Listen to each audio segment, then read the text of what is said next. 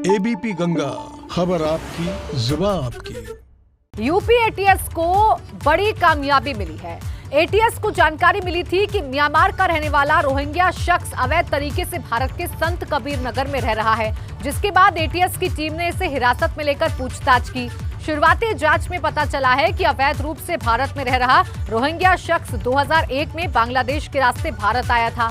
इसके पास से जो डिटेल मिली है उसके मुताबिक इसके पास 2015 से कई जगहों से पैसा आया। हालांकि अभी ये सामने नहीं आ पाया है कि ये पैसा आया कहां से। वहीं पकड़े गए शख्स के बारे में पता चला है कि 2017 में सऊदी अरब और एक बार म्यांमार भी गया था। वहीं आरोपी के पास से जो मोबाइल फोन बरामद किया गया है उसकी भी जांच की जा रही है। आरोपी संत कबीर नगर में बद्रे आलम नाम के शख्स के घर पर रह रहा था और यहीं पर इसने फर्जी दस्तावेज भी बनवाए हैं। दरअसल बद्रे आलम के बेटे के साथ इसकी मुलाकात मुंबई में हुई थी, जहां पर आरोपी ने खुद को अनाथ बताया और बद्रे आलम के बेटे के साथ उसके घर संत कबीर नगर आ गया। वहीं बद्रे आलम ने उसे घर पर पनाह दे दी और राशन कार्ड में भी उसका नाम अजीजुल्ला लिखवा दिया गया, जिसके बाद इसने राशन कार्ड की मदद से तमाम जरूरी दस्तावेज तैयार करा लिए। साफ है कि बेहद शातिर तरीके से म्यांमार से आया ये रोहिंग्या पहले अवैध तरीके से भारत में दाखिल हुआ और फिर धीरे धीरे इसने यहाँ पर रहने के लिए जरूरी सारे दस्तावेज भी तैयार करा लिए।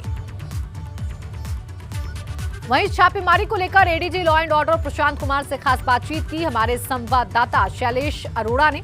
इसमें उन्होंने क्या कुछ खास जानकारी दी, ये आप सुनिए।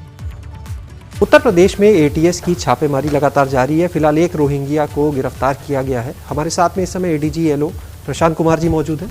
सर, क्या पूरा मामला है जो एटीएस की छापेमारी चल रही है, उसमें फिलहाल क्या सामने है? एटीएस ने एक रोहिंग्या को गिरफ्तार किया है, जिसके पास से गलत नाम से पासपोर्ट और आधार कार्ड तथा अन्य कुछ दस्तावेज मिले हैं। कुछ बैंक अकाउंट्स भी मिले हैं, जिससे पता चल रहा है कि उसके पास देश और विदेशों से भी कुछ पैसा आया है। ये किस प्रयोजन से आया है, इसकी गहन विवेचना चल रही है।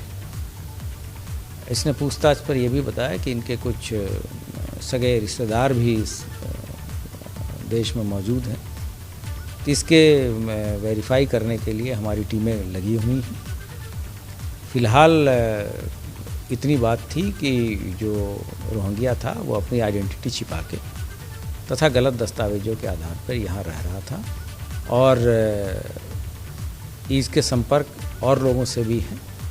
तो ये सभी चीज़ें जो इनकी लिंकेजेस हैं, किन किन लोगों से हैं, किन कारणों से हैं, इसकी विस्तृत जांच अभी चल रही है।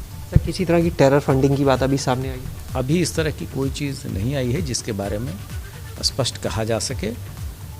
जितनी सूचनाएं मिली थी वो हमने मीडिया के साथ ऑलरेडी शेयर की। जो फर्जी पासपोर्ट या आइडेंटिटी कार्ड्स मिले हैं वो सब क्या यूपी में ही बनवाए गए?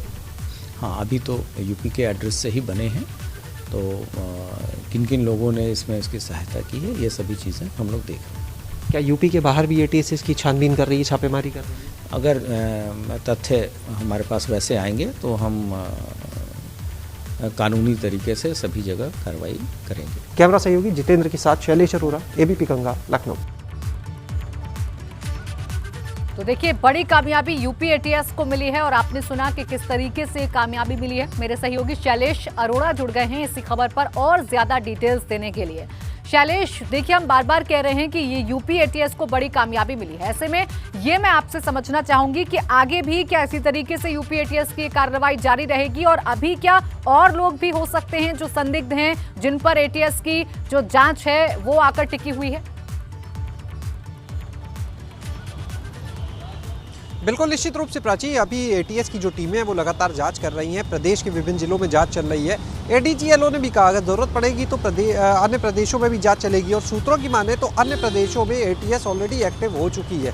दूसरी चीज़, जिन लोगों ने इन फर्जी दस्तावेजों को बनाने में मदद की उनसे पूछताछ चल रही है। यहाँ संत कबीर नगर के कुछ और लोगों का नाम आ रहा है। इसके अलावा जिसको ये अपना पिता बताता था, बद्रे आलम, उससे भी पूछताछ करी है एटीएस ने और उसने जो बताया बद्रे आलम ने कि किस तरह से उसके बेटे के संपर्क में आया, यहाँ पे खुद को अनाथ बता के आया और उसके बाद उन्होंने ही राशन कार्ड में इसका नाम जुड़वाया और अपना बेटा दिखाया, परिवार का सदस्य दिखाया, उसी के आधार पर इसने फर्जी दस्तावेज बनाए। तो जितने लोग कांटेक्ट में हैं, इसके अलावा ये भी सामने आया है कि अजीजुल जो है वो अपने परिवार के लोगों को, अपनी माँ, बहन और 2 भाइयों को भी यहाँ पर लेके आया था। अभी उनकी भी तलाश चल रही है। जो उसकी दोनों बहनों की हम बात करें तो दोनों, जो उसके भाइयों की बात करें तो वो भाई भी फ़िलहाल उनको मिल नहीं पा रहे हैं। अभी उसने बताया कि वो खलीलाबाद संत कबीर नगर आने के बाद वहाँ से निकल चुके हैं।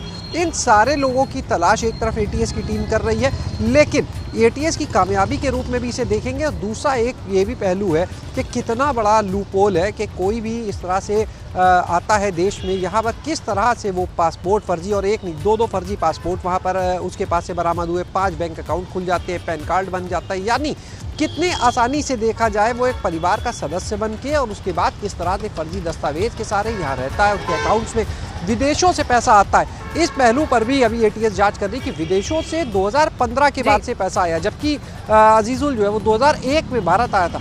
2015 के बाद से जब से उसका पैसा आना शुरू हुआ, 2017 में उसने 2 बार यात्रा की विदेश की फर्जी पासपोर्ट से, एक सऊदी अरब की और एक म्यांमार की। जब म्यांमार दोबारा गया वहीं से वो अपने परिवार के बाकी लोगों को लेकर आया, और 2015 से फंडिंग आ रही। तो अब ये सवाल उठता है कि आखिर विदेशों से कौन लोग हैं जो इसको यहाँ पर पैसा भेज रहे हैं खातों में, और आखिर वो पैसा किस लिए भेजा जा रहा है। भले भी अभी टेरर फंडिंग की बात से इनकार किया जा रहा हो, लेकिन ये सवाल उठना लाजमी है ऐसे में कि क्या यहाँ पर टेरर फंडिंग का मामला है, कौन लोग हैं जो उसको यहाँ पर फंडिंग कर रहे हैं, किस काम के लिए फंडिंग कर रहे हैं, ये सवाल है यहाँ पर। और कितने लोग उसके संपर्क में, उसके बहनोई का एक नाम अभी सामने आ रहा है। बहरहाल अभी वो एटीएस की पकड़ से दूर है। फिलहाल एटीएस जो है अब अजीजुल को कोर्ट में पेश करके उसको रिमांड पर लेगी, आगे पूछताछ करेगी। लेकिन इस पूरे मामले में अभी बहुत सारी ऐसी कड़ियाँ हैं, बहुत सारी ऐसी चीज़ें हैं जिसको सुलझाना होगा, देखना होगा कौन लोग हैं जो यहाँ रहते हुए बाहर के लोगों को इस तरह से मदद दे रहे हैं फर्जी दस्तावेज बनवाने में। और ये पता लगाना बहुत जरूरी भी है, क्योंकि यहाँ पर सुरक्षा का सवाल है, और इसीलिए यूपी एटीएस अब खंगाल रही है, तमाम कड़ियों को जोड़ने की कोशिश कर रही है ताकि इससे जो जुड़े हुए लोग हैं उनका भी पता लगाया जा सके। शुक्रिया आपका शैलेश, हमारे साथ जुड़ने के लिए और तमाम जानकारी हमें देने के लिए।